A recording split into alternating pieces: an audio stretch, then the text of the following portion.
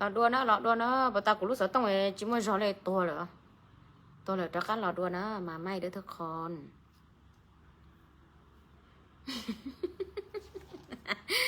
lọ đua này bỏ của trong họ lúc sợ tông bà ta chỉ muốn nệt nữa giờ chỉ muốn nệt chê này bỏ của chỉ rong lên nó lấy cái điện thoại cùi bắp quay phát trực tiếp nhìn mà mình xấu thế.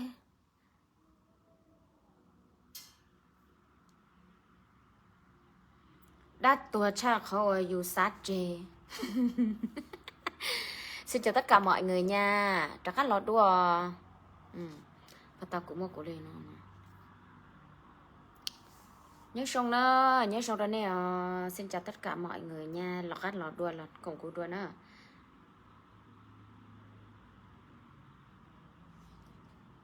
Mọi người có thấy mình rõ không ạ?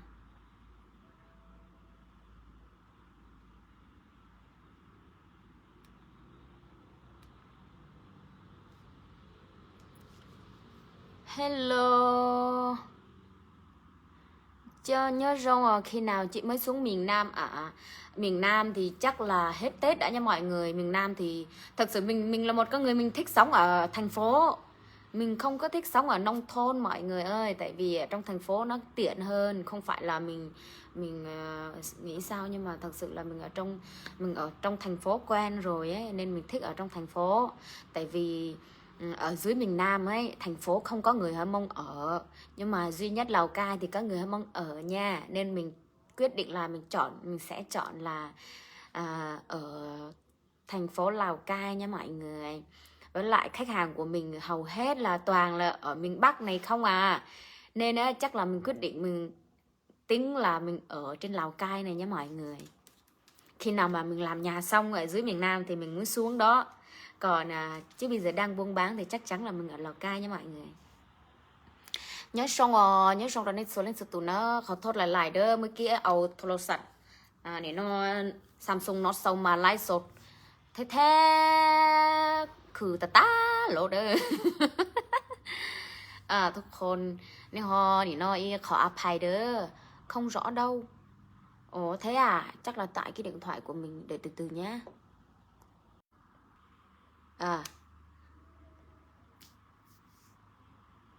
Mọi người còn thấy mình rõ không vậy? Bây giờ mình dùng mạng wifi nha mọi người, xem có rõ không nha. Nên bộ bỏ của trái à? Cái điều khiển của mình kia đâu rồi nhỉ?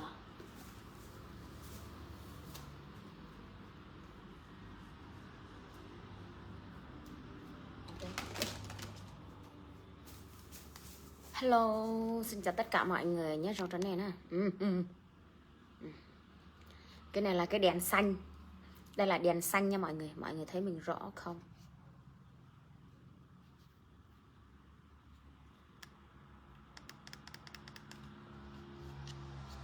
Nhớ xong đó, nhớ xong à. Còn mà rõ lắm. Ok, cơ lọ. Chắc do số điện thoại thôi. Cảm ơn rất là nhiều nha. Cảm ơn rất là nhiều mọi người. Chứ khi đó nếu báo lên tới nó của chị sẽ tới rồi. Của chị sẽ nhớ được là cài. Bỏ trứng là ok, bỏ trứng là chê là công của nó. Tại vì nó chê khó quá, nếu bỏ của nó khẩn cho nó là nếu của thà xỉ của nó ná. Của thà xỉ nó ná, dạ bà ta cũng mua so rồi. Cũng mua ý bộ son ná, dạ cũng mua nó. Ý bộ son này, dạ bộ nó ná, dạ lên tương xả tàu là này hả. Vì nó dụ một xí tàu này, ý bộ đi này, ý bộ trâu chậu xiết thế này dạ. 160.000 một bộ thế này, gồm có 6 cây nha mọi người, 6 màu. Nó màu của nó thì y chang cái bên ngoài này á mọi người ơi. Bây giờ mình sẽ bôi, mình sẽ thoa lên cái màu nó hồng hồng một tí cho ok nha.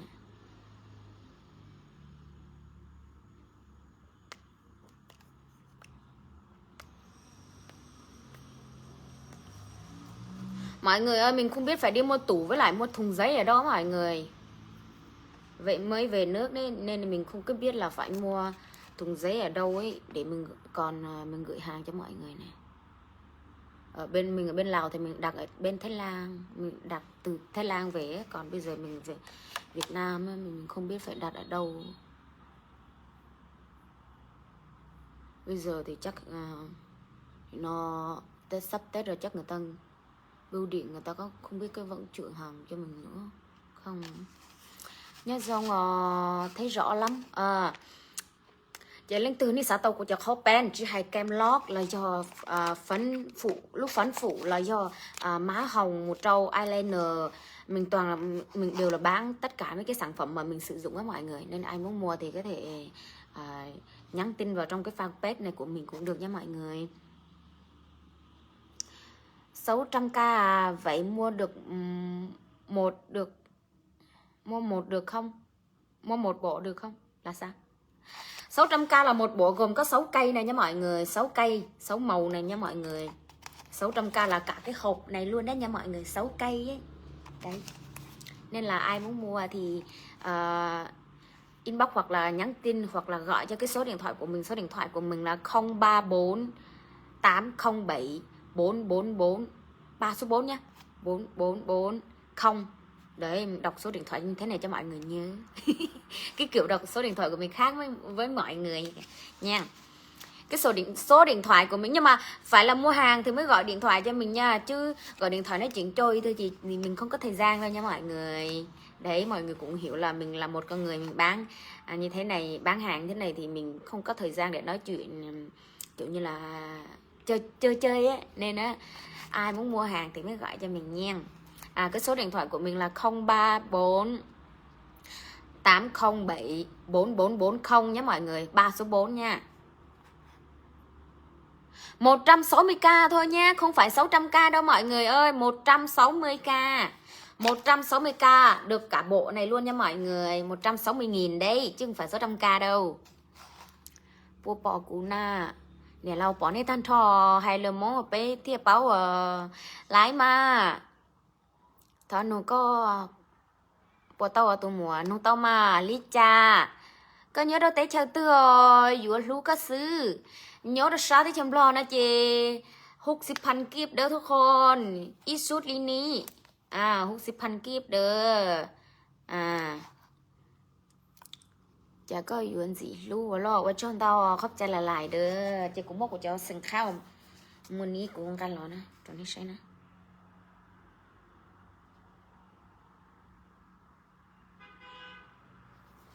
ต่อยเพื่อนกูบอกกูจะสั่งข้าวแล้วตรงนี้ใช่ฮะตาจะเดินนอนจะกูอยู่เขาจะรอเชื่อเรานะหยอกสุดที่หนึ่งก็คือลิปสติกสุดที่อีจะลิปสติกเนาะลิปสติกหรือว่านี่เนาะอีมเจ้าตูลิปสติกเจ้าสีนี่เนาะ 160k nha, cả bộ này luôn nha mọi người, 6 cây nha mọi người. Thực sự mọi người đi mua ở tiệm mấy cái cửa hàng kia 160k chỉ được một cây duy nhất thôi nha mọi người. Đấy, cái này là hàng Thái Lan nha mọi người, hàng Thái Lan nha. 160k. 160k được cả bộ này luôn nha, 6 cây. Và mình đã test thử rồi và mình đang sử dụng trong cái mồm của mình. Đang sử dụng trên cái mồm của mình. Và đây là cái phấn nền mà mình đánh lên trên mặt nè. Còn đây là kem lót nha mọi người. Hồi nãy mình vừa mới đi tạt nước. Sai ý cho cụ nó. Ok, lên tờ nè. Vừa nãy mình mới sử dụng hai cái này xong với lại cái má hồng đấy, cái phấn mình sử dụng 3 cái này thôi nha mọi người. Xong rồi mình mới đi tạt nước vào cái mặt mà vẫn tươi vẫn đẹp như thường nha mọi người. Nó chống nước đấy mọi người. Nên cái phấn này mọi người mà mua được về sử dụng thì yên tâm về cái vấn đề là sợ tí mình đổ mồ hôi nó chảy từng hàng á. Nếu bỏ hai tia cũng bỏ tao hai tia giá thốn thu khúc bé mỗi chỗ nhà chế là bé mỗi chỗ luồng câu ý chỗ viện cho bé sao vô khó bé này giờ bé vô tao cho khó bé kỳ là cho khó bé được chỉ dùng thia. Ý lúc bé lâu bột xe ta chỉ có cho là một đánh đó có luôn trên mùa kiểu như là nó cứ xấu ha. Tao phụ trên từ ít ca tao phụ cá từ trên từ ít ca đun chia là cho nó cái tên nó mà chia mà ớn sao ấy chia mà lúc mà mình đổ mồ hôi mọi người nó cứ trôi từng hàng xuống dưới cổ của mình nhìn nó cứ ớn sao ấy. Nhưng mà cái này thì yên tâm nha mọi người, cái này thì nó không bao giờ nó chảy nha mọi người. Với lại mình buổi sáng mình mình trang điểm xong mình để tới tối tối nó vẫn đẹp như là thật luôn đấy mọi người. Hồi nãy mình đã đi tạt nước cho mọi người xem rồi đấy, mình đã đi lấy nước tạt vào mặt rồi cho mọi người xem rồi. Xin lỗi mọi người nha, tại vì mình đi xa nước rất là lâu rồi, mình nói tiếng Việt không có rành nữa, nói in lù xe lù ký lò pí lòn trả lò, mọi người thông cảm nha. Cả kem và phấn bao nhiêu vậy? Cái này không có mắc đâu nha mọi người. Cái kem lót này á, là 120.000 nha. Còn cái phấn phủ này là 170.000. Còn cái má hồng này mình thoa lên mặt ấy, nó có cái độ bóng bóng nha mọi người. Đấy, cái này á thì là 100k, còn cái này là 150 nha mọi người. Cái cây này rất là mắc luôn. Nếu như mọi người mua thì mình sẽ tặng cái cây, nó y. Để trước mình lấy cho mọi người xem. Mình tặng cái này nha mọi người. Đây, cây này mình không bán đâu, mình mua về tặng cho những người mà mua mỹ phẩm bên mình ấy. Nếu như mọi người mua hàng của mình là từ 2 sản phẩm trở lên là mình tặng một cây này nha. Cái ý là mấy cái này á, tốt nhất là mọi người mua trọn gói đi. Ai mà mua được trọn gói này là ok luôn, không cần phải đi đâu hết nữa. Đây mọi người xem nè, mua trọn cái này thì có khai đây tapi itu pun ni na tapi cuma kia pe cuma sút nó nè.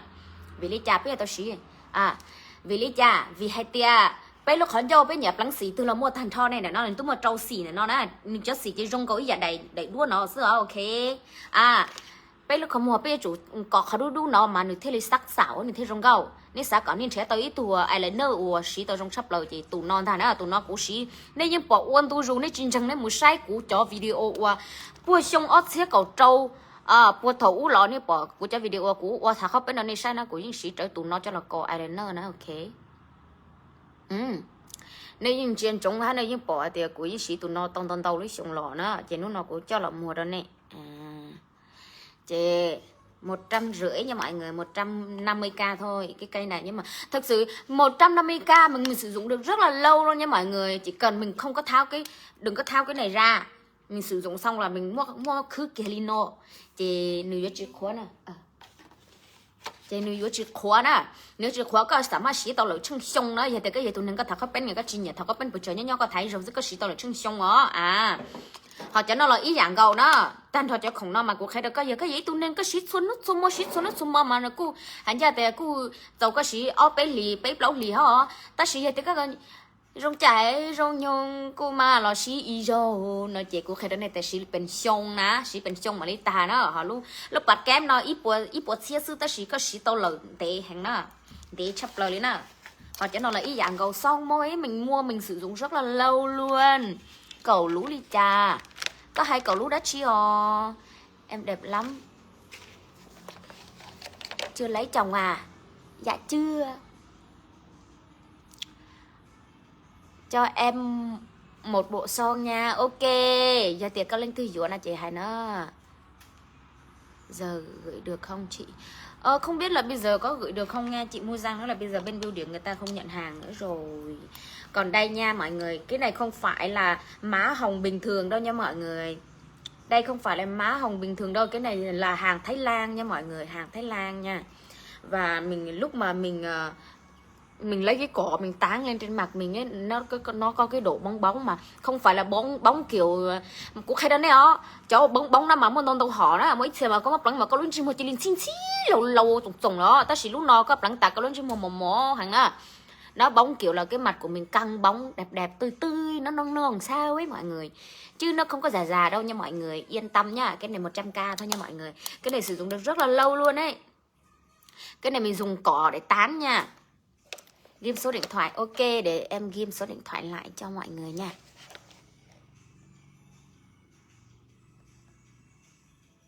Xem lại cho nó chắc, nhớ sợ đi ghim nhầm.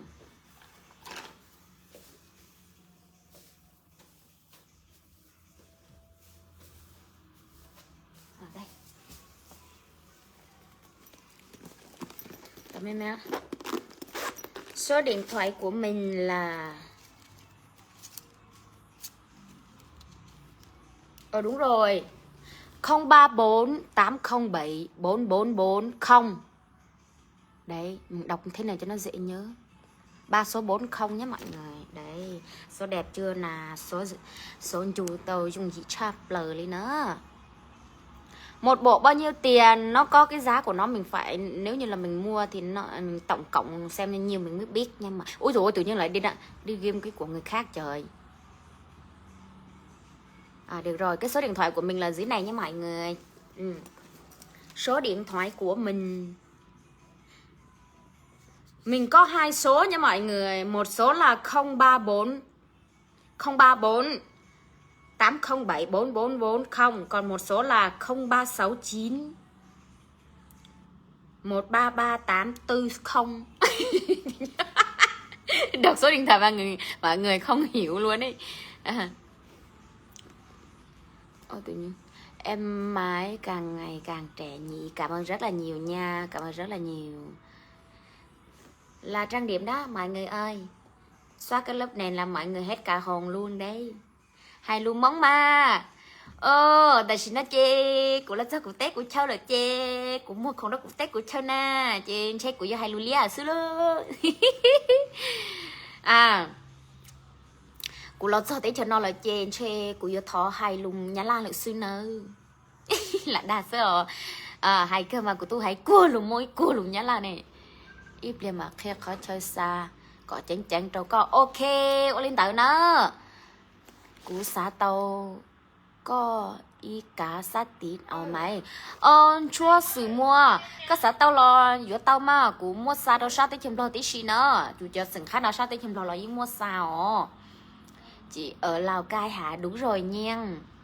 Đây là số điện thoại của mình nha mọi người. Ai mà muốn đặt hàng mua cái sản phẩm nào của mình ấy thì cứ đặt hàng, cứ gọi cái số điện thoại này nha mọi người. Nhưng mà nếu như là không có chuyện gì thì đừng có gọi nữa nha. Tại vì không có rảnh nói chuyện chơi. Hay tới đây xuất lên cho nó. Và mình sẽ báo giá lại một lần nữa nha mọi người. Cho các báo giá đấy rồi gì. Sâm bù Việt là cũng mua, lúc cho nó trò là cũng mua. Viên uống trắng da là cũng mua nữa. Xe lâm của chị mua nè, xe lâm giờ này sao tao chua trong bó trong tí trái chua trong bó thế tí thái chấm tao cú chứ này vừa tao nở vừa lá thế nan cỡ xe lâm là này vừa tao nở nan đó sắp vụ Việt là này sao tao số lượng nhiều chứ này vừa nở nan thế vừa lá cỡ giờ này sao vừa lúc bữa này vừa nở cú này sao thơm gai cú nè chị này vừa tao nở cú là tao nữa họ đôi liên tự cho bọn nó cũng muốn tao sắp lời chị xử lý hai tia do lúc kem lót nó dọ che khuyết điểm cực kỳ ok và làm cho cái da của mình lúc mình trang điểm vô nó không có da của mình nó không có bị xấu nha mọi người. Và đây là cái kem nền của nó. Cái này thì cái kem lót này thì giá của nó là 120.000 nha. Còn cái kem nền này thì giá của nó là 170.000 nha mọi người. Đây là cái má hồng nha. Má hồng giá của nó là 100.000. Đấy. Còn cái bộ son 6 cây này á, giá của nó là 160.000 nha mọi người. Với lại cái kem cái cây eyeliner này rất là ok, mọi người mua được đi sử dụng là không tiếc tiền đâu, có 150 mọi người, không mắc đâu mọi người. Thực sự cái này là hàng xịn, là hàng tốt của Thái Lan đấy mọi người. Tất cả mấy cái sản phẩm này đều là hàng của Thái Lan nha mọi người. Nhưng mà duy nhất cái này là hàng của Hàn Quốc nha mọi người. Cái này là hàng của Hàn Quốc nha mọi người, xem là cái chữ Hàn Quốc đây nha. Ôi dồi ôi bạn ơi, mình đang phát trực tiếp nha, đừng có gọi vào lúc này nha. Bây giờ mình đang phát trực tiếp mọi người, đừng có gọi vào lúc này nha. Gọi vào lúc này là mình không trả lời được đâu. Ôi trời ơi, xin. Tại vì nó của chừng ta toàn nhỏ lai ní sao hù đâu của lúc xíu nó vì ta của sĩ của lúc sao tông nó cho là một nhỏ lai cho nên hù đâu của chị tao đó. Chị cho mình mấy cái sản phẩm này của mình số lượng nhiều mà mọi người ơi, đừng có lo, còn rất là nhiều luôn. Ôi dồi ôi mọi người ơi, đừng có gọi vào lúc này. Xin. Nên sao hù đâu của lúc xíu nó của chừng nhỏ lai ní sao hù đâu của ít là của tôi lai ní mà lấy hù á. Tại vì nó của nhỏ lai ní hù là của những tài chỉ lấy này nó ha. Ua trâu này nó của nhỏ lai chỉ tàu ok lên là nó. Ok. Nó chị giờ lên từ xã tàu của cho sừng kha, xã tàu của lịch sử lam, xã tàu của lịch sâm bù là giờ chuôn nó đâu, chuôn nó trò, nó chị này họ nông tàu đó, ôi chuối giờ hát chuối cho chuôn nuốt lá hàu này mọi người. Và bây giờ mình sẽ đi gội đầu cho mọi người xem và mình sẽ xả cái dầu xả đó cho mọi người xem nha, ok chưa? Mọi người có muốn xem không? Chuôn nó trò xe, chuôn nó trò ý cổng nó gió bột thiên à. cho nó cho ít cổng nó do ốp quạt xe nó khi đó nên bảo thì ít cổng nó mua bé trong trẻ nhá cho hậu giờ con nó chỉ bé plon nó mua chỉ có những hút sực hay chỉ có khi mỏ nữa chỉ có cho xe nó ít luôn thì chỉ có lấy bỏ tôi thì có trò tôi lại nó cho nó trò mà nó có cá lò thì có cá lò có nó món tông tàu mùi dù có lúa chế nên dày hàn sớm nữa nên dày vitamin nó trong đó có lúa chế có nó cá bự trâu rò mà có thể lấy trò ná chế lú nó lên thứ xã tao lo giữa tao ý lú họ bớt xe mua bé trong trẻ nhá tao hậu cháu con nó cho bé trong nụ na ok giờ đừng lo ý nó on trẻ mình nhảy dâu chỉ lấy chua xong mua chỉ nó in trẻ na mình nhảy dâu chỉ lấy chua xong mua ý nó in trẻ họ mua mình nhảy hộp lá nó chỉ tao na bu mình nhảy nó mình nó chỉ tao na ok cái đó này bảo lên tao na vì tên này giữa chỉ nên những mới đại hướng dẫn sử dụng hậu nó thế thế nhưng muốn đông tao nhá là tí xíu nhá hậu ra hậu nó lúc nó chỉ là tới chợ Malaysia đó là cũng nó hay tiệt sự lịch sử li hả hợp tác rồi nhá là su ná là giờ xóa rồi chả chế nửa mua luôn bây giờ thì tăng phì hoàng nữa nè chế ô lên nó im nửa ba đâu gọi dù nó mỏ cá bự trâu rồi rồng theo cá lọ nó mỏ ý còn lên nó giờ ốp bột xiên ok chế tại nó nếu bỏ trong cái món rốt tàu đó nên sai rồi cái màu xanh em xem cái màu xanh này là kem nền nhé mọi người, cái kem nền là chống mồ hôi chống nước rất là ok. Hồi nãy mình đã tạt nó vào mặt cho mọi người xem ra mà đây nhìn nó nhỏ nhỏ xíu này thôi nhưng mà phấn của nó ở trong nhiều lắm đây, nên mọi người ai muốn mua thì một cái 170 thôi nha mọi người, 170 thôi chứ không phải 200-300, 300-400 gì đâu, tại vì cái này hàng tốt, hàng ok, giá cả cũng hợp lý nữa, nên mọi người ai mà muốn đẹp xinh xắn vào cái Tết này thì mua liền luôn cho mình nha.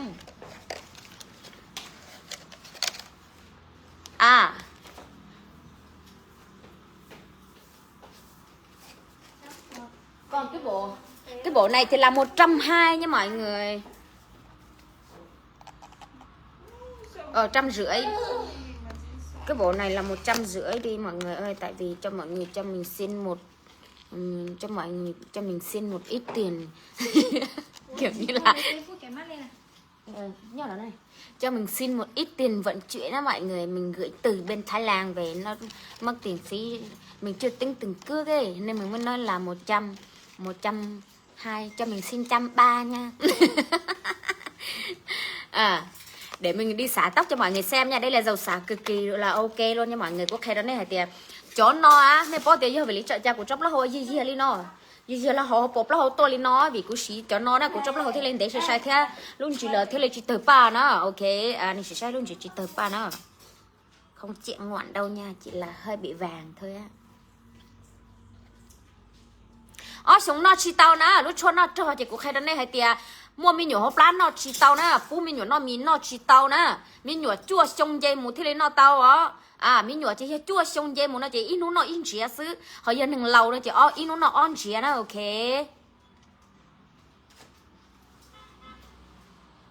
Tại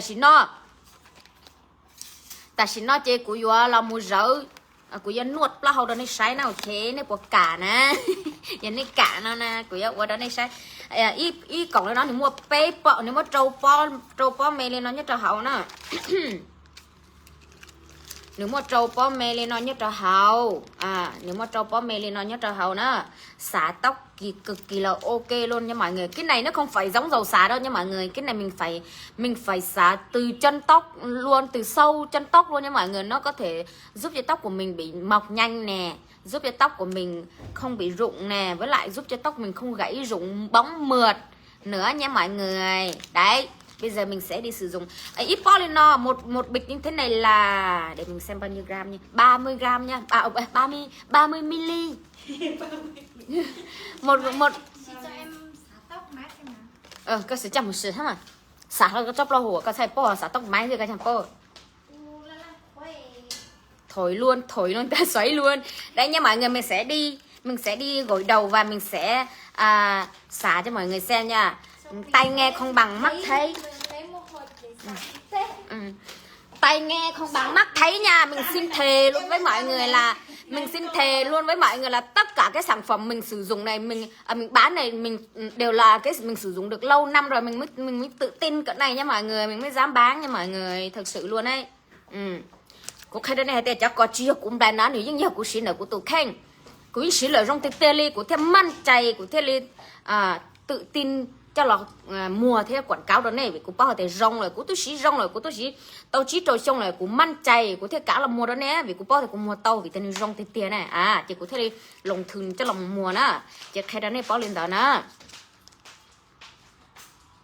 ok tại chỉ nó của mình gió tao đó này sai nè của mình gió thế của giờ xả đó này sai ít bao lên nó này giờ bé cho mình liền nhất rồi hậu nãy giờ có gì tụi tin này bao chơi chỉ có có một ít bao nó có xả tao bé rồi nè giờ có bao hôm đâu chỉ ít bao có xả tao ít rồi xưa ta chỉ có mua nhặt hậu hôm đầu thì có xả nó tao là ít bao có ok ít rồi xả là tao nèเป็นครีมนวดนะจ๊ะอุ้ยจัดตัวนี้เป็นครีมนวดเด้อโอ้ยตายแล้วกูรู้สึกตรง hả bây giờ mình sẽ xả tóc cho mọi người xem nha gội đầu hả bây giờ thì mình sẽ xả đầu cho mọi người xem này. Còn mong là cái điện thoại của mình không rơi một phát là mình nhé luôn. Bây giờ mình sẽ gội đầu cho mọi người xem nhá. Ok đây này cũng chấp lòng cũng chỉ tao ăn nó chỉ rỡ rồi. Chê thôi đi chê rung non hả? Chê của là đẹp lắm rồi này sao? Nếu gội thì mình gội bất kỳ cái đồ gội nào cũng được hết nha mọi người, chỉ cần thích là được nha mọi người.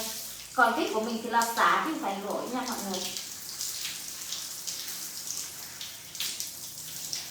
Cái dầu này là dầu xả chứ không phải dầu gội mình mà ta chỉ quan tâm cái nốt cái sủi rất là hồi đó.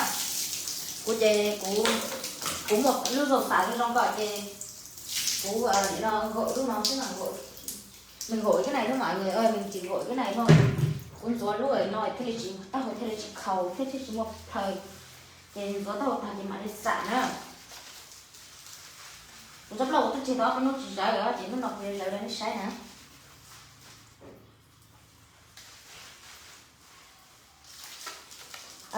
Cô xả cái này quảng là kìa. Cô mà cũng đừng kênh qua video nó là cũng đừng kênh qua video chỉ hay luôn cho đến tí kia cũng cần để cũng phát trực tiếp kia đó này sai thế nào của hệ thống tin rồi của ua giả tư là của nhà ok nó này bỏ ok nó này sai nó chứ nó không đừng kênh qua video này nữa thì cũng nó chỉ thâu qua video nữa thì cũng nó tháo lò để nó đấy thì blog rồi nó này sai thôi mà muốn nuôi thì nó này sai muốn xả thì nó này sai hay là rong giá cũng mà đây kia nó này hay là lúc xí hậu qua thì xả blog rồi nó xả để chôn nó thì rong giá thì gúc sự tàu thì tiền rong giá đấy. Ôi cha mẹ ơi nó nóng quá cháy hết cả đầu rồi.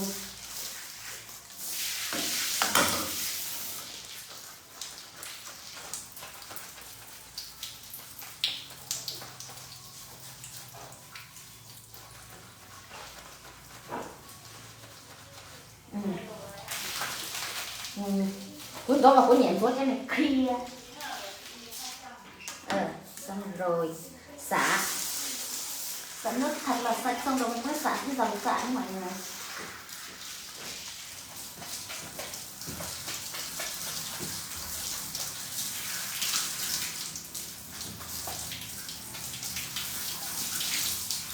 Nó còn xay nữa hả? Cái chấp lòng này kìa hai kìa chờ nó cũng chờ theo của chấp lòng này như mình đó không gọi như thế nào ta chỉ nó ta chỉ nó chỉ có thứ muốn chúa con sắp nó hú xé nó nhở rồi ta hú xé rồi bằng dầu gội ta lời chỉ ta chỉ nó chỉ biết là xí có khiến nuột nè có khiến nuột là chỉ có như xả thắm đáy vậy thì khiến nuột thắm đáy đấy xứ ít bỏ đi nó thì cũng trong cái hồi chỉ cũng ó dầu xả nó nhở cũng một cành ó rồi ít bỏ là chỉ dầu của xả rồi vì ta cũng trong lòng tàu thành hơi của chấp lòng tàu thành thế thì cũng lắng kia sợ nó là lên kia là một đồng đàn chư lên kia sợ thế tại tao hồi nào tí xì một trâu tí nào tí xì vì thế cho nó nữ do cho lấy qua cho lòng một cái chấp lòng thì những lòng kia không có tại tao hồi đó những lòng kia không có tại tao hồi đó này thì có xả chỉ cần nhưng xả cỏ thì nó ăn trên này để tì thêm cái con cục lóc hồi đó.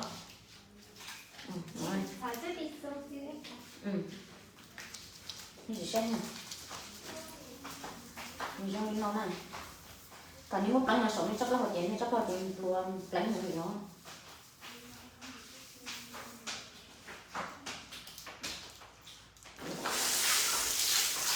cứ chấp lò thì lì thôi các chị cho chàng xe rồi là chúng tôi thế luôn sao chị cũng tao luôn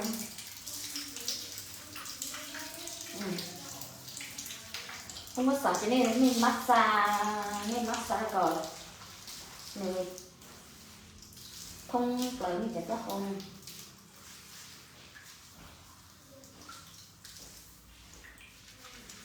massage rồi cho chuột nó thì thẳng thấu đâu này tại to hơn tí xí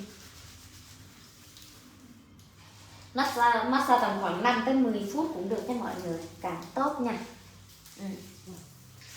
đi non có khi đó này hay tia cái nào mà mình rung rúa rong nữa mình rung rúa rong không cần phải lấy lượng nhiều đâu nha mọi người lấy một lượng ít thôi mà nó cũng đã tạo bọt được rồi nha mọi người nó cũng trơn mình mua trên cái này tư mình tìm ruộng vẫn cần chấp cái hồ chữ làm ruộng vẫn này nọ nè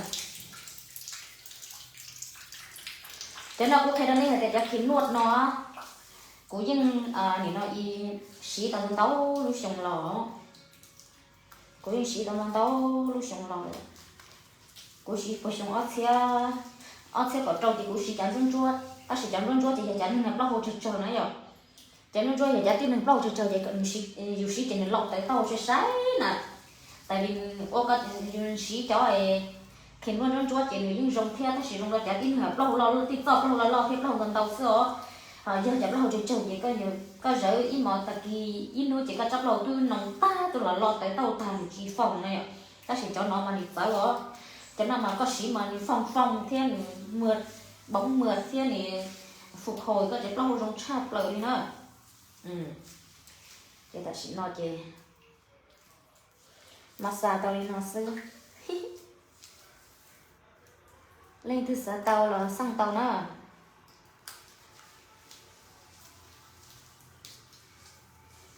130.000 nha mọi người 130.000 một hộp trong đó có 6 gói một gói là 30ml nhá rồi mà để cái nó xả cái lô nó cái này phải chắc này mình xả tay rất là hôm mà đồng góp trà nữa xả tay rất là hay trà nó rồi nó xả sợ luôn xả sạch bằng nước sạch nha mọi người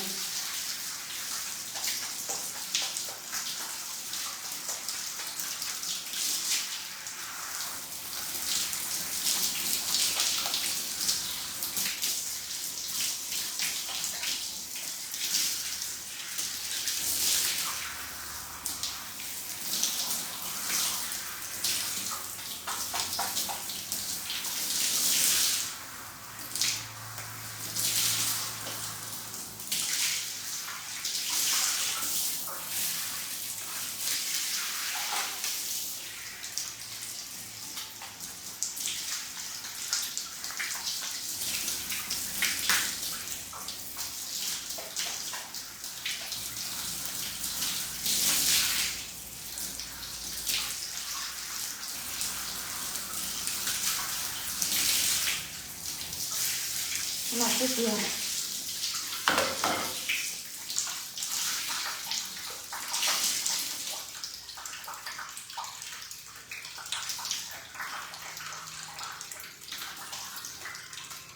cho nên là sữa thì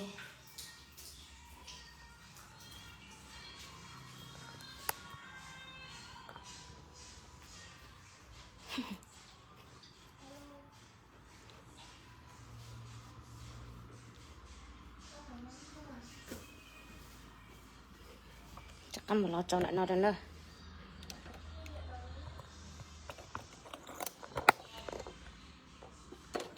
bật đèn đấy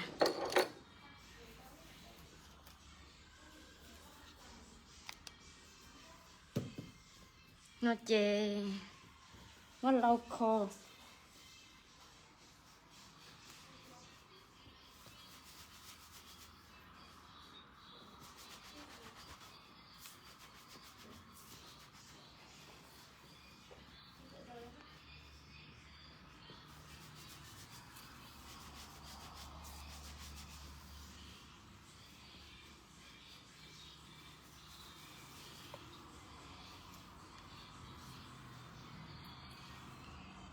chắc không cần những chị mù đấy nè nên chị nho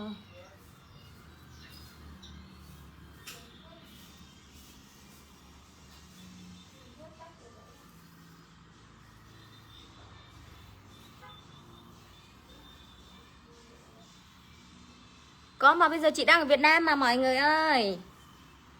Bây giờ mình đang ở Việt Nam mà hàng có sẵn bên Việt Nam mình có sẵn để gửi cho mọi người mà ai muốn mua thì cứ đặt hàng nha.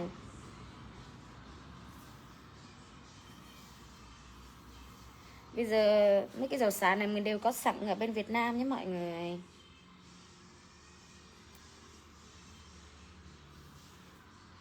Tất cả mấy cái sản phẩm mà hôm nay mình đã quảng cáo cho mọi người á, mình đều có ở bên Việt Nam này hết nhá. Sẵn sàng để gửi cho mọi người khi mọi người cần nhé mọi người. Nhà latte của mua kìa, xin lỗi của tôi nhà latte này, của tôi cho lòng mua sáng nhà latte thay là mà.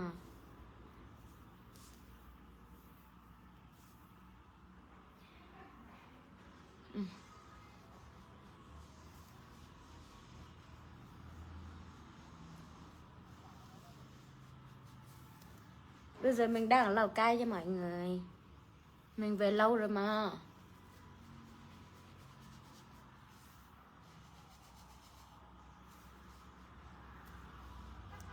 Giờ này cháu ở đây chấp là hộp bùa nè. Của này nằm trên đây nè. Này so mà này chùa so lên nó sữa. Này chỉ thơm mà chuột lên nó. Này chuột nó chỉ này chấp là hộp yếu bìa nè. Thế này chấp là hộp yếu tờ ba nè. Cho chua coi giờ ba có bao hậu ô lì cha cho nó giờ ba có bao hậu chỉ thắt tu thế bao chỉ thắt tới ba có chấp lâu gì rồi rong có lùm lúa rong có chấp lâu chỉ bìa giờ có giấy tu này và có nhà lên xì nhà ra xì nhà nhuộm tóc tẩy tóc và có chấp lâu bìa tới ba tu chỉ rong cao và có chấp lâu chỉ chân để sai li nó chỉ là xí lúc nó là xí cho kiếm nuốt nó nữa ba tao rong hàng nữa. Nếu ba đó có chấp là hậu chỉ từ ba đó có chấp là hậu chỉ tu ba đó có chấp là hậu để sai hay ba có chấp là hậu rừ lông để sai gì đun chia gì lần giang ca nữa giang khá nữa.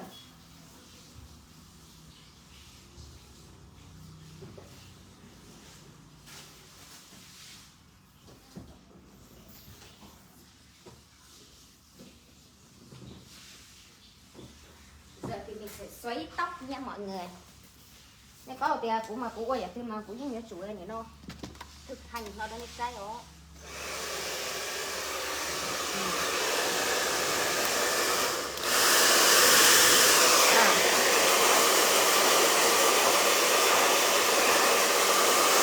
Xoáy cho nó cái nó còn nó học quá là nó không có.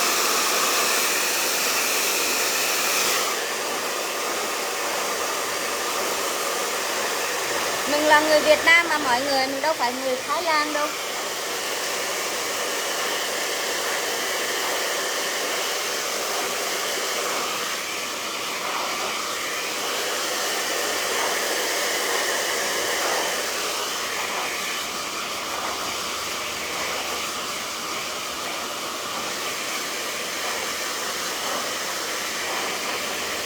Ibo đi cha, ibo vậy ibo bé cho chia rồi.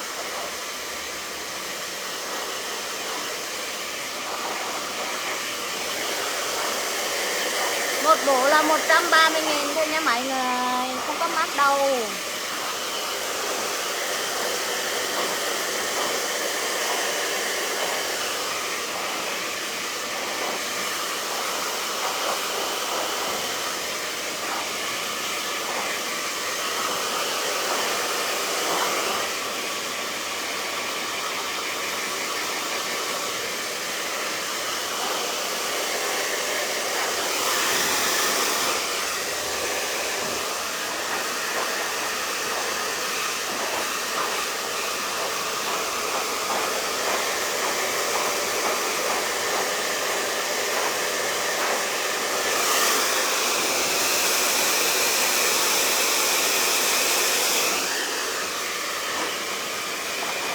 Sa ý bộ trâu cũ lấy cho xã tao là giờ lên từ xã tao về sẵn tao nó đặt tao nó cũng một sa tu lúc không hở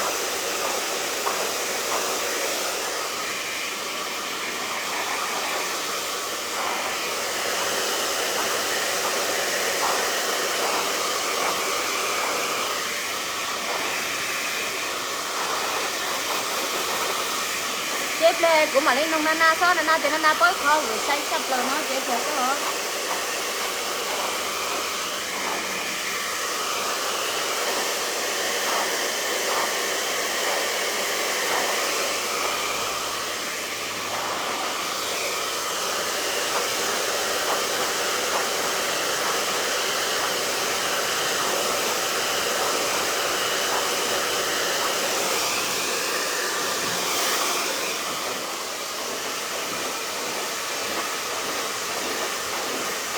đúng rồi nha, quê mình ở Lào Cai nha. Chị có bao nhiêu tuổi rồi?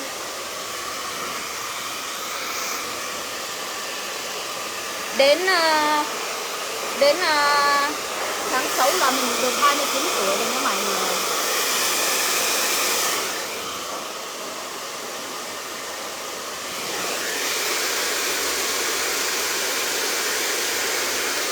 Tập quá.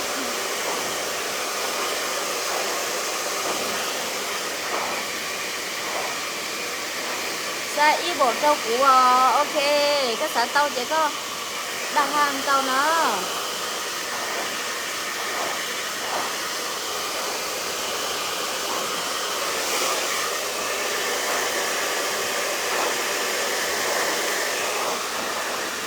Thì mấy cái của chim hoa ta chỉ này vừa của xã tàu thôi cơ nữa.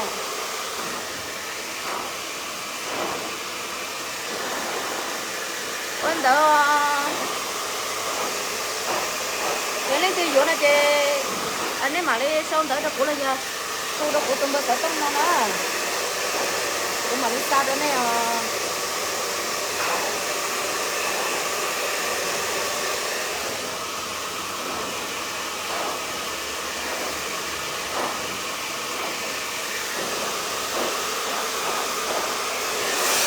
cũng đến tôi thì giờ này trong một xí nữa này xí tàu này nhạc cũng phải tới này rồi này là 8 mùa thôi á, bây giờ cho nó này xí rong câu nữa.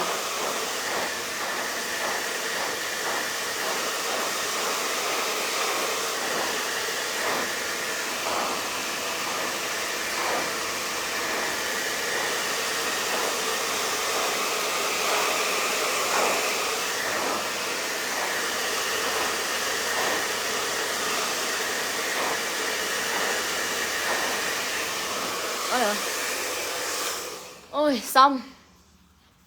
Cuối cùng cũng xong. Nhưng mà chưa khô hẳn luôn đâu nha mọi người. Chưa khô hẳn.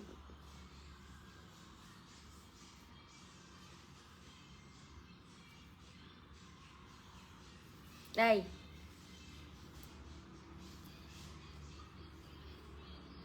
Nên bảo tiệt gọi xong á.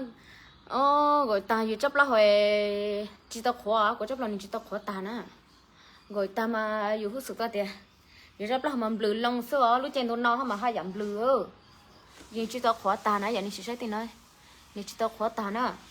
Nên bảo tiệt chả chua rớp là nó có một rớp ta. Có một chua kẹt khóa lên nó mà. Chấp là gì bọn con một rủi lên nên chỉ sẽ tao nè. Nên sẽ hay là gì bọn con lấy tôi rủi ta này nè.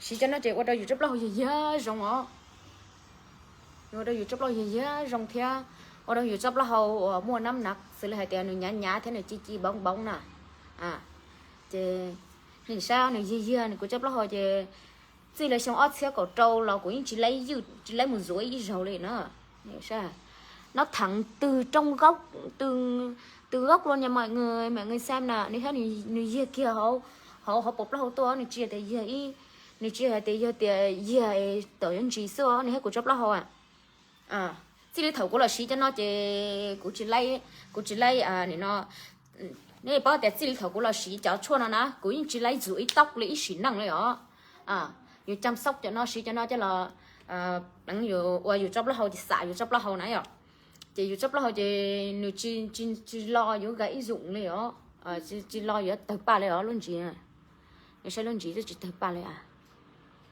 này mọi người xem đi, không hề gãy không hề chạy ngọn đâu nha mọi người xem đi.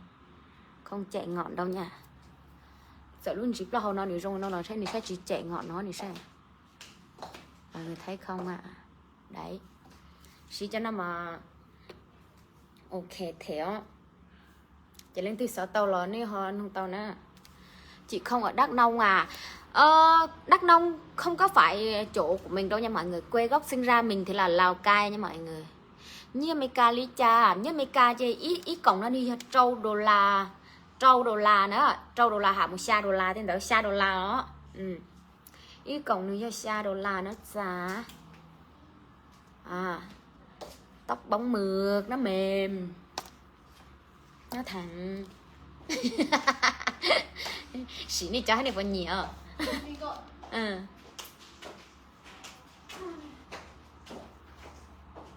Nếu bố thì cho nó chỉ mua sạp là hậu tàn cho nó, dù mua chua kẹt khó chỉ dù rất lâu chỉ dù bỏ tao thì nì rong nì dù cảm nhận ha tao hồi tiền nì rong cha cho chua hậu dù khơi xả lo nó dù khơi xí lo nó. Họ nó mà nì cho họ nó mà có khai đó nè, thì có gì tôi nâng bao cho chơi chỉ có xí họ nó đó. Nì ba đâu có chấp lo gì thia, nì ba đâu có chấp lo phòng phành đi nó thia, nì chưa lo tới tao hậu á, nì chưa lo tới tao hậu nè. Họ mỗi họ mà cô bác tao có trong khẩu ta chỉ tiếp liền thì chỉ có chấp lo tới tao ta kiểu như là cho lên nhìn tú lên nè, ta chỉ họ nó chỉ trong lên tới nè, giờ hai tiền lên từ nhà trò sang nhà là tê xá tao y hộp lên nó nếu mua trâu đẩy y hộp lên nó nếu mua trâu bó mình lên nó ít bó mình này giờ bé chồng mình liền nhà trò hậu nếu mua trâu bó lên nó giờ có chấp lo tao tao nó chỉ ít bó là trâu có xả ó rồi đó. Nếu cấp lâu trời ít bó thì nó giàu có xả bé rau ta chỉ giờ cấp chấp lâu hồi có nhiều xả còn nó đấu hẳn là chỉ có mỗi ít bó là xả thì ít rau là tao nè thế đó này bó lên tờ xí tao cú chấp lâu ít xí nên cú chấp lâu nên chi hả chấp lâu để nó nên chi hả chấp lâu chi ó cú chấp lâu thảm mắt đà nên chi khơi nên chi hả chấp lâu chi nên chỉ sai cho số nó thì cho nhỏ cái tua kia nè nên sẽ cho số nó giờ tôi của chấp lâu nửa chiều chấp lâu đu nè của chấp lâu hồi nửa tua to bé cà phê chở này rồi nên sẽ chỉ là năm một số giờ chấp lâu hồi nửa tua chia này rồi nửa chi đu á nên sẽ nửa ít nhột đa cà phê chở lên nó đó thế của chấp lâu hồi nửa chiều họp lâu hồi chi hẳn nè giờ chấp lâu chi mà ôn lên nó tầm chi chắp lời liêu em muốn ra dầu xả chị ơi. Nếu như là ai muốn mua dầu xả của mình ấy thì cái inbox hoặc là nhắn tin vào cái trang fanpage mà bây giờ mình đang phát trực tiếp này nha mọi người. Này có đơn giản nữa không? Ok lắm nha, mua một cái đi xài là mê liền luôn. Mình cảm thấy mình thích ngay từ lần đầu tiên mình xả luôn nha mọi người. Mình cảm nhận là nó hiệu quả từ ngay lần đầu tiên mình sử dụng luôn ấy. Chị có sĩ thật thôi rau sứ cây những bỏ thì ơi lúc nó cho nó nửa sợ nửa những ok ó chị có những nhẹ li ó chị tao này thì cha của chấp lo nếu lo của chấp lo của chị ăn tao cha rồi ó nhưng của chấp chị của chấp lo để hẹn lo đó là giờ thầu y cũng mới rạp lo hậu đuôi rồi nó giờ cũng mới rạp lo hậu đuôi rồi nên từ ba chị cũng phăng mất gì à thầu y nè cũng phăng mất gì à chị nó như thế này nó hay nếu bố thì dù chấp lâu lên nó giờ dù chấp lâu lên chị cho tiền tế cho tiền tu cho tiền tế cho tiền lên á chị cũng phải nhìn mất chi cả nên tu nè chị này thế này trong nó sao ta sẽ cũng khai ra này thì xí cho nó mà ok sắp lời nữa xí cho nó ok cho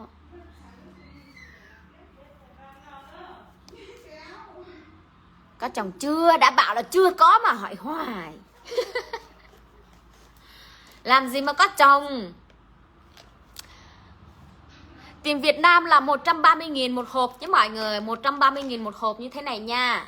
Ai muốn mua về test thử thì inbox hoặc là gọi cho cái số điện thoại dưới này nhé mọi người. 034 807 4440 nhé mọi người. Của xã tao chị giữa tao nữa.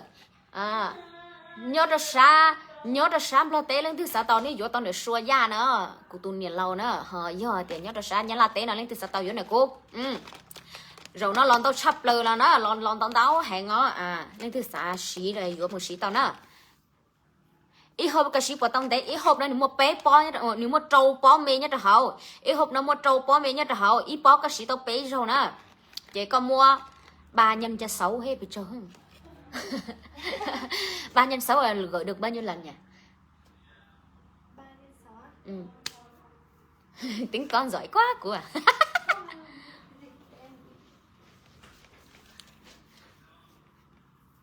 có 130 mà có bây giờ bên Việt Nam 130 đâu có làm gì được gì đâu mọi người mà hả 18 lần á mà cô chỉ bỏ tên này buồn giấy đầu tiên này nên sạch nên rốt lâu số mò của đầu tiên này áo bé mò của mình rồi giờ áo bé mò của mình rồi giờ xưa chị ít bỏ nó chị cuốn rốt bên ly đó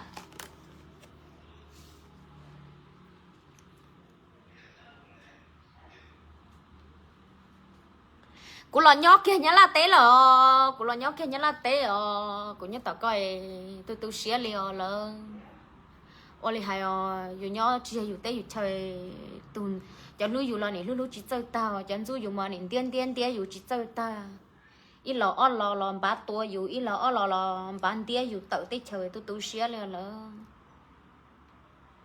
chị cụ sụt ra cái là nhá cụ tết cụ chơi sợ tiền tết thì nó có đâu cụ tàn là ní cụ tết cụ chơi cụ dụ sao được từ lò cụ chỉ thay chơi và thọ lên từ một bắp lấy lù đâu cụ yêu một cho hậu kế từ là cụ sợ cái chân của một cụ sư cụ chỉ tay ăn kinh kỹ sẽ một một thọ lên từ ba này rồi giờ dù nhá dù tết chơi sợ tiền chỉ mỗi ít từ móng nhẹ dù là dù một nhón rồi mát rồi sủa là dù như nhó tàu nè vì thế dù báo dù cho lù nè thế dù nhá dù tết chờ nữa plot phải đâu dù đua chỉ muốn lên tới tiền dù tuổi là dù tuổi tao một gì mà gì tuổi tao muốn nông gì mình thật sự dầu gội thì mình không có bán đâu nha mọi người dầu gội thì bạn cứ sử dụng cái dầu gội mà bạn sử dụng bình hàng ngày nhá còn đây là dầu xả thôi nha mọi người cái dầu xả này thôi nha nó nuôi dưỡng từ sâu cái chân tóc ra ngoài luôn nha mọi người cái này là hàng Thái Lan nha tất cả mấy cái sản phẩm mà mình bán này toàn là hàng Thái Lan tất cả đều là hàng của Thái Lan hết nha mọi người. Có vô máy xoay à?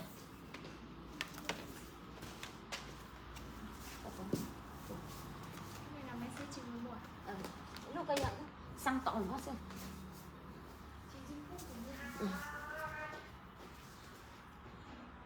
Qua chả ở bên nói y của tôi vừa có ở lú chả có khi chưa khi đèn lầu. Ồ cụ tôi lo nhớ là tiền thằng lọ có tôi tao chỉ xua thế chơi lên rồi xí nữa cụ chỉ nhớ tao lọ cụ lo nhớ là lọ một khó tôi lọ cặp Việt là cam ban leo thâu bay Việt Nam leo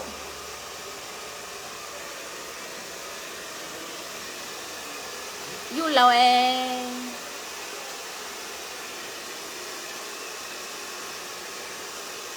đúng rồi nha mọi người.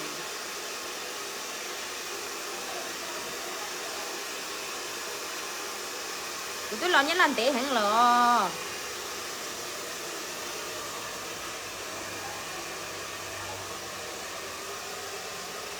Mình về Việt Nam lâu lắm rồi mọi người ơi. Đây, ai mà muốn mua dầu gội, mình là phụ nữ thì phải đe từ chân tới đầu nha mọi người. Tốn tiền. Bây giờ bữa này mà bây chủ rong câu kia sổ bây lúc tiền tao là một tiền cậu cao tờ nó chỉ say của xe. Bây giờ là chủ tu cả rong câu. Bây giờ tụi plong một kia xứ là chủ mua xá cả rong câu cho. Giờ thì plong mua nó là chủ tao mất to. Không cho là chủ tao thà. Anh chị mua là chủ. Hả? Được rồi hả? Dạy thế. Không có mà. Yêu chị thế.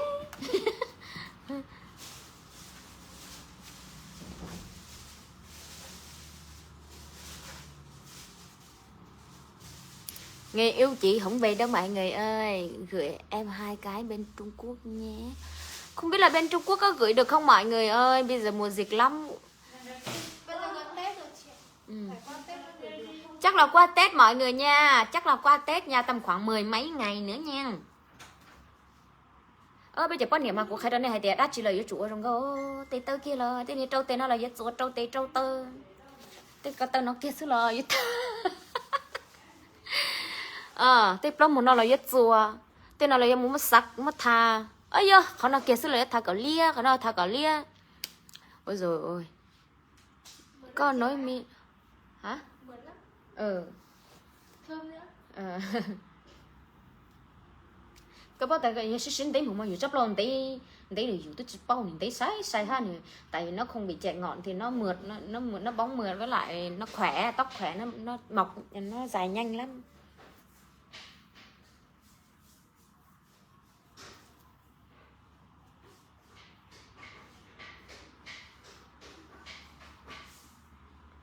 cái chập lo hơi ít xong tí bảo từ cái ít xong cái mọc to ít đủ cái tên là của em cắt dài đầu này là được 1 năm dài đầu này. Không cho cả sao 1 năm dài từ tên đầu này tới đây này. Dài kiểu Không sao kiểu năm ngoái em làm hỏng hết tóc xong em đi cắt em ép lại giờ dù mua cho dầu xả nó mà từ tay dù blog thôi dù quan tâm tôi dọn là dù tôi trình chạy tại vì nó phục hồi tóc nhanh lắm chấp lo mà thấy những chấp lo tao chăm lời ta sẽ ở bên xuống những như sai quốc lâu lấy tặng mấy cái tao mới ra cái mấy quốc mấy tu sa quốc tôiอยู่chỗ tu sa cho tôi dần lâu lấy tặng à mấy cái tao qua có lẽ tao được 1 tuần nhưng có được 1 tuần chỉ khóc được 5 năm luôn mà em mà lấy được cái thằng chồng phản bội mình suốt ngày gáy gú rồi đi ăn chơi từ chỗ này chỗ kia mình suốt ngày khóc mà với lại mình mệt mỏi tất cả đủ thứ cho mình ấy nên cô quán dầu tặng cái cô quán plong lấy tặng thật nó chấp lo lấy quần nạo cái trái son cho nó chị mày chưa xong đây này đâu rồi ở đây này ai nó chỉ ăn cô ăn dầu tà cái quả tôi ít cái quả tôi ở trong chỉ xong đây gửi cho chị 2 cái ở Hà Giang ấy đi chị có nhóc khỏi từ Hà Giang à 1 hộp dầu xả bao nhiêu dầu xả thì 130 nha mọi người dầu xả 130 1 hộp nha ai ở bên Việt Nam muốn mua thì cái đặt hàng nha mình có sẵn để gửi nha mọi người cũng mua mỹ phẩm cũng mua lúc chuan nọ đâu vitamin A hàn sớm nọ đâu thì mua lúc sư phụ Việt lòng ruộng chứ mua cũng mua để nó lúc chuan nọ trò thì cũng mua để nó sư phụ Việt lòng tí xí nữa mua trâu để nó lúc chuan lòng phun là giờ lúc kem lót trong nước trong mồ hôi cho lúc bang lấy dạng cầu lúc phấn phủ ấy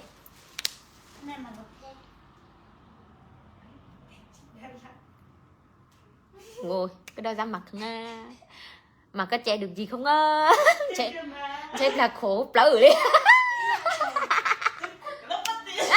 không quen khó chịu lắm nó tạc quảng hậu không quen khó chịu lắm em còn đợi em còn đúng một cái nữa kìa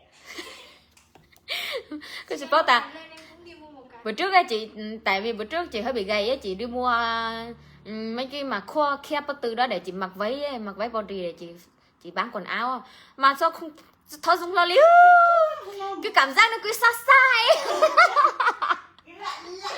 nó cứ nhét mà nó chỉ còn cho xử lý khác không quá cả cái cảm giác cái đó nó chui vào cái càng cực bất tử ấy nó khó chịu sao ấy nó cứ xa xa cái cực bất tử ấy bóng mượt luôn mượt thế à ha thó Người rong hả ơi, mình vừa xả cái dầu xả của chị Mai xong tóc rất là bóng và mượt nha mọi người. Mọi người nên mua về thử xem. Ưng thì ủng hộ chị Mai nha. Cảm ơn mọi người rất là nhiều. Ngày mai mình về quê rồi mọi người. Mình về quê mình sẽ mua 1 hộp về. Mình sẽ dùng qua Tết. Chị thử gọi xem Cờ được sĩ thế mà mượt bóng luôn. Còn nếu mà bạn nào ở Hà Giang mà ở gần mình thì có thể lấy rồi mình cầm về hộ cũng được. Ngày kia là mình về quê rồi đó. Linh từ nhất ở Hà Giang nên châu ở nhất ở Hà Giang Linh từ xã tàu chế nè giữa tàu nữa em đừng mà Linh can lo nó nữa thì nhất ở Hà Giang nó ngày kia là mình về quê rồi. ta kỳ na kỳ nửa lo là nó nửa lo Hà Giang Linh từ nhất ở Hà Giang xã tàu của chợ sản phẩm chỉ hay giả từ lo nè số bù Việt làm một cái là 150 nha nhưng mà mình miễn phí tiền ship nha mọi người. Mượt lắm mọi người ạ. Mượt ha. Chưa khô hết, chưa khô hết. Có tài dù có bao ta dù tha mà lúc mà mình mới gọi xong mà nó khô được một tí ấy. Mà lúc mình nhảy mà nó cứ chem cái mặt Thơm đó mọi người, thơm. Kiểu như cái tóc nó khỏe.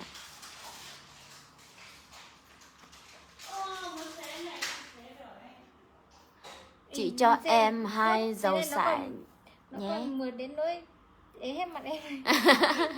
Cái bao ta thầu khó mà thầu cái dù hay gọi tao nó mày sắp lo mà bóng mười hay nhăn nhăn mà nè dù qua mà chân lùi tao tên nó Đây là tóc của mình chưa khô hết.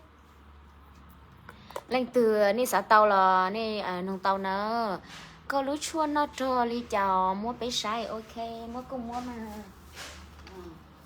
có lúa chua nó cho li ní lúa chua nó cho chỉ khi đó này bao hết thì giờ tụi bọn nẻo hai mươi nhổ plá thia chẳng pu mi nhổ nó mi chỉ nó tàu na mi nhổ dầu chỉ lấy chua xong mù thế nên nó tàu lúc cho sát hậu này trong lên nó đó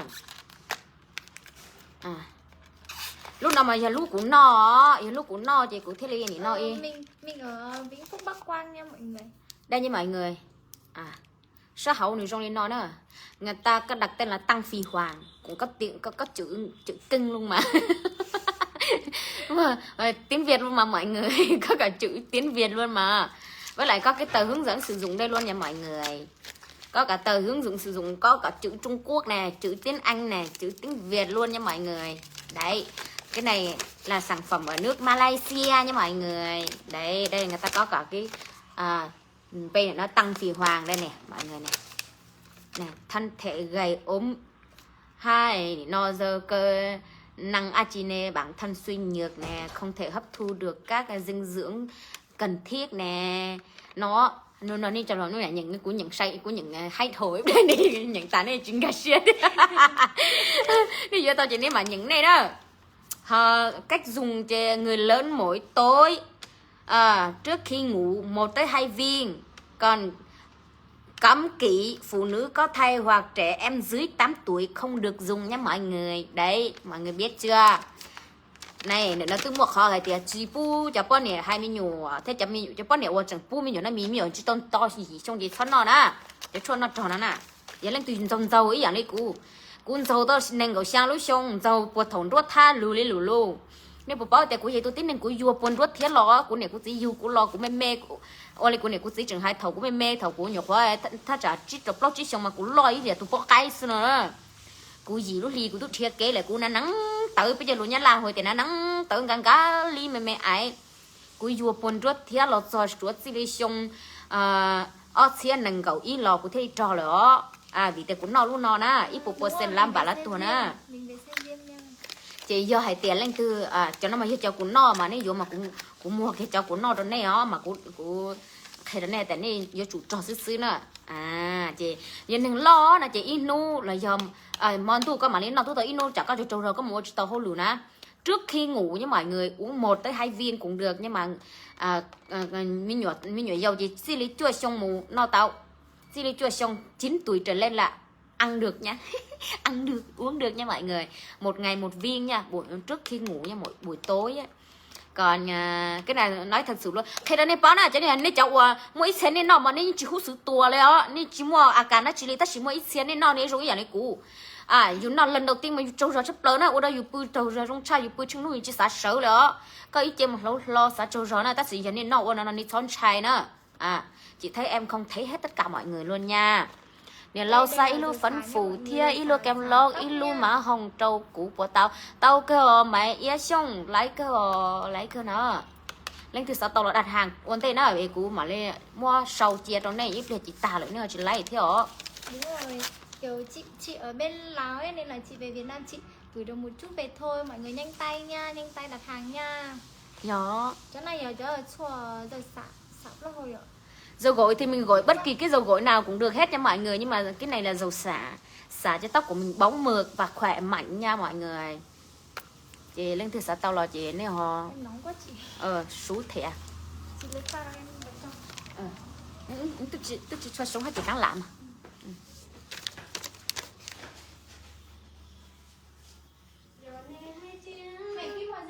dầu xả là 130 nha mọi người dầu xả là 130 nha đấy mọi người xem bây giờ cái tóc của mình khô hẳn luôn rồi nha mọi người tóc khô hẳn luôn rồi tóc của mình khô hẳn cái dầu xả này nó giúp cho cái tóc của mình không có xẹp nha mọi người dùng cái dầu xả này cái tóc của mình nó phồng phành và nó bóng mượt nó thẳng nữa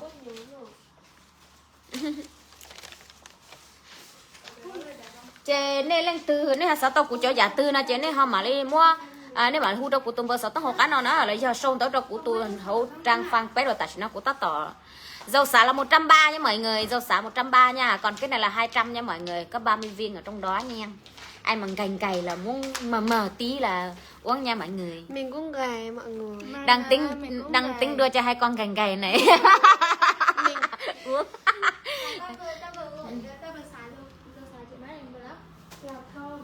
Đây không phải mượt nữa, mùi kẹo ha. Muốn ăn quá. Này, tìm áo đi. Áo cho tao mặc. Không, tao không được cái áo này. Và tao đây có một cái áo giống hệt của bán luôn bán.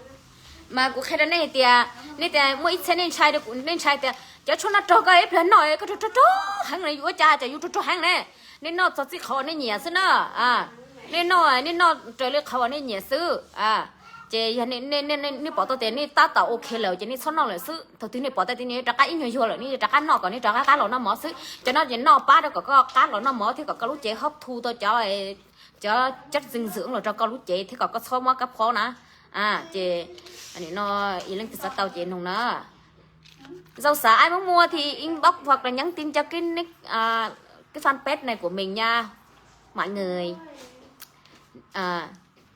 chị khai đó này lên tớ sơ của họ là của em muốn mất của cho khổng tu thế chị cũng chỉ này nó xứ nó xứ biết mà xin chỉ đùa nên từ sao tao giả từ đó này anh không tao nữa ở trong tao kem phủ bao nhiêu kem phủ là 170 nha, kem lót thì là 120 nha mọi người, còn má hồng thì là 100 nha, eyeliner thì là 150, còn cái bộ son 6 màu á, thì là 160 nha mọi người. Cuốn chính này là cảm ơn mọi người rất là nhiều nha. Của khai đó này tại cuốn chính muốn nó ta của thảo không bên ta của tôi trong một đát đây là của tôi một số mùa ló của tôi một đây tạt cho cuốn chính mùa tạt ta sẽ cho không bên chỉnh nhau trong cao lên nào nè. Chị khai đó này bỏ lên tới lên từ sao tao giả tứ là chị không tao nè. Bye bye ở trong tao đến đây